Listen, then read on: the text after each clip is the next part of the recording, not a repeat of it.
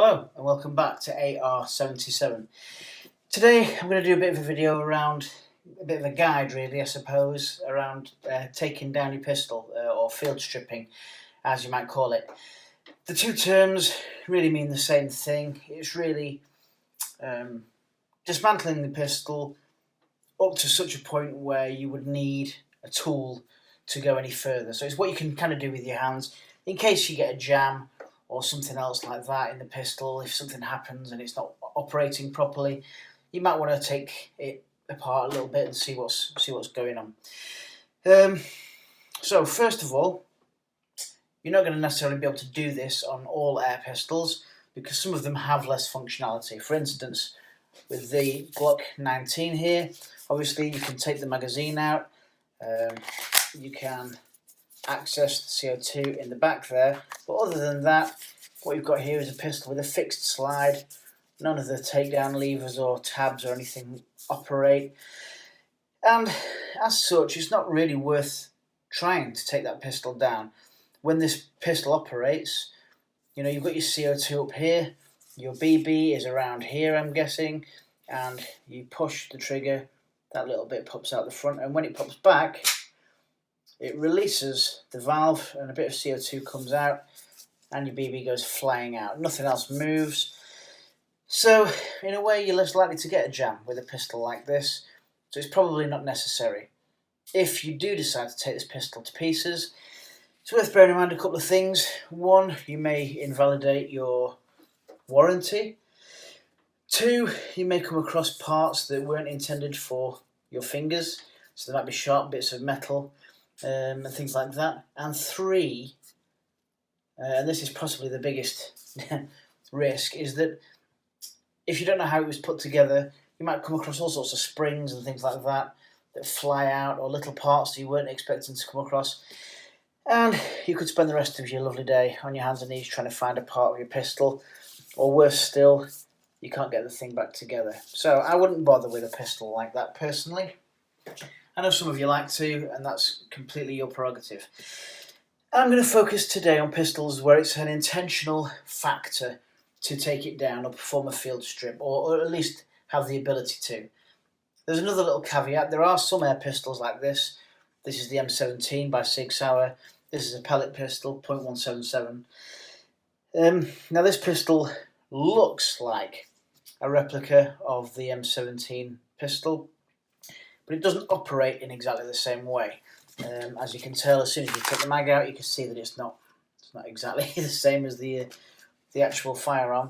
And similarly, the takedown function isn't quite the same. For this one, you would slide it back so that that sort of arc there meets up with that section there. You would pop that down like that, and at that point this comes up and over like that. The slide doesn't go straight off, it comes up and over, revealing all the workings really of the pistol there, and in comparison to the real steel, you know, there's very little going on actually inside the slide there. It's just a housing really for all the hard work that happens here. So a replica, yes, but in terms of how you take it down, same with any pistol, it's always worth using that as an example and looking at the instructions. Oops, before you lose your camera.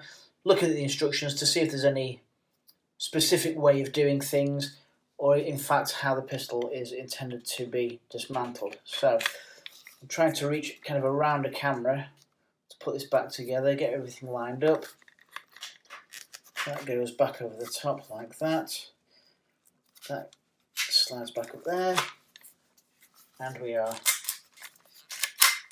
good to go once again. Alright, so pistols where taking the pistol down is something that perhaps you might want to do. There's a few different ways. We've got the Glock 17 Gen 4 here. I'm going to show you, let me have a look, 1, 2, 3, 4 different pistols and how they all take down sort of differently, because there are different ways depending on the sort of pistol you have and depending on the sort of manufacturer. But I would say there's only about half a dozen, maybe 4 or 5 ways that are really very different, you know, from each other. And once you've seen these pistols, you'll probably have a good idea with the majority of pistols that you might find in your collection. There's a hair there, let's get rid of that. So I've picked the Glock 17 because Glock have a very simple method for field stripping, you might say. Always take the magazine out, and with Glock you can see that you have a tab here, and the same on the other side. Yeah. So I always cock the pistol, then pull that tab down, and the slide comes loose like that. At which point you've got your frame there, you've got your lower. That can go off to one side, and you're left with your slide there with all the workings in there. Now it's important when you then carry on taking things apart, excuse me, that you remember what order you did everything in. You know, especially if you're new to this, if it's your first pistol, you don't want to, as I said before, lose things. So keep everything sort of held. For this one, you want to take the sort of guide rod and just push it forward, take the weight off the spring, pop that down to one side. Then with the Glock, you have this little piece here. Not sure what that's called, but that can go down there. And then you have your two barrels, essentially. So they might be kind of held against this point here, which kind of butts up against them. So you might want to just sort of nudge them. Let me see, nudge them forward a little touch. Shouldn't take an awful lot to dislodge them. Let's have a little look. So there you go. And that should just slide up and come out like that. At which point you've got your slide there. Not much else going on in there. This is obviously where the CO2 comes through and shoots the BB out of the pistol. And you've got your barrel here. Now, of course, that's the outer barrel, and then inside there, you've got the inner barrel, which is 4.5 millimeters, and you can actually slide that out if you needed to get to that. If you had a jam, it's more than likely to be in there. A BB just not gone all the way through because perhaps you're running out of CO2 or something like that. You may find that BBs get stuck, as they did on my 1911 RAC, my Remington. You've got a BB stuck there. I had a couple of dodgy BBs that kind of backed things up and forced one into there. That's a different video. What I would suggest to those of us who are relatively new to this is get a torch and have a torch ready, because if you get a BB stuck in there, they can be so reflective that you can trick yourself into thinking there's nothing in there. So I always like to pass a bit of light through it and see if the beam reaches right through to the other side, just to be sure. Failing that, also I like to use the inside of a biro. It's a nice size just to rod down in there. If you don't have any special tools, you're not going to damage a barrel by putting a bit of a biro down it. It's not a rifled barrel on a BB pistol. Anyway, so there you go. So that's the Glock. So again, everything back together in completely the opposite way. So you get your barrels, put them back together, pop that back in there, and then just stick it back, index it again against this sort of rear portion. Take this little piece here, that slides nicely into there. Take your guide rod that way forward, that goes into there, and will just rest nicely against there like that. Then with the Glock, it's very simple. Take your pistol. You're looking for these channels here, these kind of rails on the frame, and they correspond with these grooves on the top there. And I'm oversimplifying things. Well, I'll say that it's if you don't know, you don't know. So I'm trying to be as clear as possible. So once that's on there, it's moving nicely. With the Glock, you just slide it all the way back as if you were racking the slide, and it accesses itself there. Now, hang on. That's better. It was just not quite lined up properly inside there, but all seems well again now. There you go. Have a little look-see. Yeah, that all seems all right. Good. And the magazine goes, and you're done. Okay, another pistol that's relatively straightforward is the, let's have a look at this one. This is the XDM. The XDM, this is the 3.8, the compact version. So once again, you take your magazine out, and similar in some ways to the, what was it called, the M17, you have this kind of tab here. So for an XDM, what you want to be doing is, you can see again this little arch bit here, and that's going to correspond with the top of that there. You can see here is going to correspond with here. So rack the slide first of all, I always tend to do, and then get it back so that it marries up. I hope you can see that. I know there's a lot of light here. And for the XDM, you want to flip that up, and it will just slide off the front there. You've got your frame there, the bit going in. You can see again, very similar. You've got these rails, and you've got these grooves here, and that's what's going to happen. It's very similar inside to the Glock. Once you get in there, you've got your springs here and your barrels and stuff, and access to that. I don't think you can take the inner barrel out of the outer one with ease with this one, but possibly you can. I've just never really felt the need to take it down that far. One thing to note is these pistols do sometimes jam, but they very rarely get dirty unless you're out and about and dropping them in fields. It's not like you're using it for airsoft. So cleanliness wise, I always use a bit of Pell gun oil, as you're aware, on top of my CO2.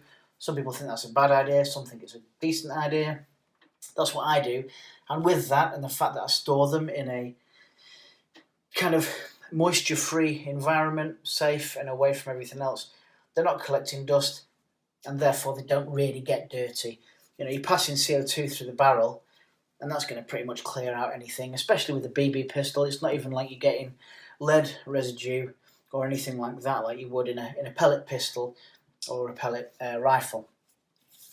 So that's how you take down the XDM. Let's find that slide there. Sorry, again, I'm reaching around the camera, so it's not straightforward. And that's going back into place. Once it's back there, that will flip back down, and you're good to go. There's your XDM. What next? Okay, let's have a look at a Beretta, because this is a slightly different method, but most pistols like the Beretta with this kind of, it's not quite a fixed barrel in reality, but in fact it may be on the air pistol, but in the real steel it's not a fixed barrel because it kind of moves forward and backward. Anyway, I digress. Most of your Berettas will operate in the similar sort of way. Got the M9A3 there, and we've got the 92A1 here, but also your Taurus PT92 or your GSG 92 or your Swiss Arms 92, similar sort of thing. So again, just take that magazine out, and for this it's as simple as really just, you've got this button on the other side here, pop that in. I don't know if there's any rhyme or reason to it, but I always like to rack the slide. Pop that in, flip that down, and you'll see the slide kind of moves forward of its own volition and will come off. Then you've got your frame. Again, very straightforward, and all your gubbins in there. Do be careful, because some of these, I'm gonna do this. This is a strong spring, so I don't want it to fly off anywhere. I'm gonna do it this way around. Let's try and show you something. Okay. You can see that it has a tab there, and that tab, right, it's not going to play nicely with me. Let's take the tension off that spring. See that tab? Right, let's take it out. It wants me to anyway. The tab there on the end of the guide rod wants to go in that little notch there, that little hole. So when you're putting this back together, this pistol, you want to be making sure that you do that properly, that it goes back in the hole. I might as well take this all apart now because it's all kind of coming apart anyway. You've got your barrel there, straightforward, and your slide with nothing other than this bit again left in the slide. Hope you're able to see this. Sorry if it's confusing. I'm trying to reach around the camera and do all different things at once. So let me show you that. So this slide goes back in. I want to make sure it's indexed with that nicely. And then this is a tricky one, so what I might do is just slow and steady wins the race. What I need to do is make sure that this tab here indexes in that bit there. So what I do with this one is I tend to put the spring in there first and just gently guide the rod through the spring. It's not gonna do it for me now. Through the spring until it gets to the hole. Let me try and do it here. It's a strong spring. There we go, and now it's in that hole, and then I can pop it there. Right, now that's not fully lined up, as you can probably see. You can see that the guide rod is right into the hole there, but I want to just make sure that's properly indexed and in there. I think it is now. That feels secure to me. Yeah, I think that's okay now. And then slide your top part back on. Now that's not feeling happy. Okay, there we go. Actually, yeah. Flick that bit up and right, now you can see that is sticking out a little bit at the front, which tells me that I haven't done that properly. So we'll take this as a learning exercise and we will look at it again. We'll push that hole down, access that. Let's take that slide off, and as you can see, it wasn't properly indexed. Now it is. I felt it going true there. That should be better. Let's just make sure that that's not in the way. Let's slide that back.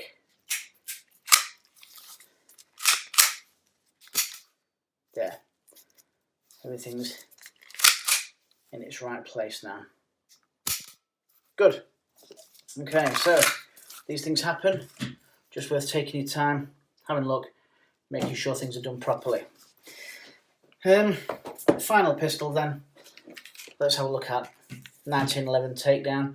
People like taking these down just because there's a few more moving pieces, a few more bits that you can sort of take apart. And it's a weird thing, isn't it? It's just a weird satisfaction to stripping your gun. Possibly, I don't know, cleaning it somehow or just dusting it off and then putting it all back together.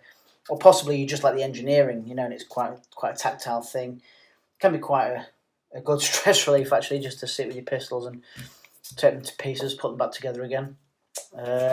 Okay, so handing out life advice now. We've really changed direction on this channel. Magazine out. There we go. And with the 1911, why aren't we racking? There we go. Right the slide, and you've got this notch here, your slide catch, but there's also a notch just there, and you can see through the notch, you can see kind of slide catch release. Just push that through from the other side there, and that should pop out relatively easily, allowing the slide to come forward. You've got your lower frame there, and there's your slide with all the bits and pieces inside there. Again, this is sprung, so I'm going to be careful taking that to pieces. You can take that spring right out there, lay that down. You've got a few other bits going on here. You can take this piece out here, pop that down there. you do have your barrel, and for this one we're not going to be coming up and out this way, we're going to go out the front. So you've got your barrel bushing there, and this will be twisted like that. Let me just do that again. So it sits there and you twist, and then the spring will push it free like that. Your spring can come out, and then your barrels will just come out of the front end like that. Very straightforward. Really straightforward. And if you've got anything jammed in there, you can sort it out. Right, so putting it back together again, just doing all the same things but in the opposite direction. So your barrel wants to go back in and kind of index with that, just like that. Put your spring over your barrel and down there like that. Put your barrel bushing on there. Once that's in, in fact, I'll just twist it so that it's not fully straight. Okay, when you put this in, you can see that it's got kind of a groove there. That's to compensate for the curve of the spring here. So slide that in there, and as you can see, it won't sit flush up against it unless that is straight, and then it'll come right through and it'll sit properly there. Then you're going to take this piece and make sure that that hole is being indexed against that little bit there. So once again, nice and easy, I'm just going to guide that in. That's a bit more straightforward than the breast because it can't actually go out of the other end. And make sure that that's sat nicely on that little knob there. Take the slide and send that back, finding that notch once again. And you want to take this piece, slide it gently through there, and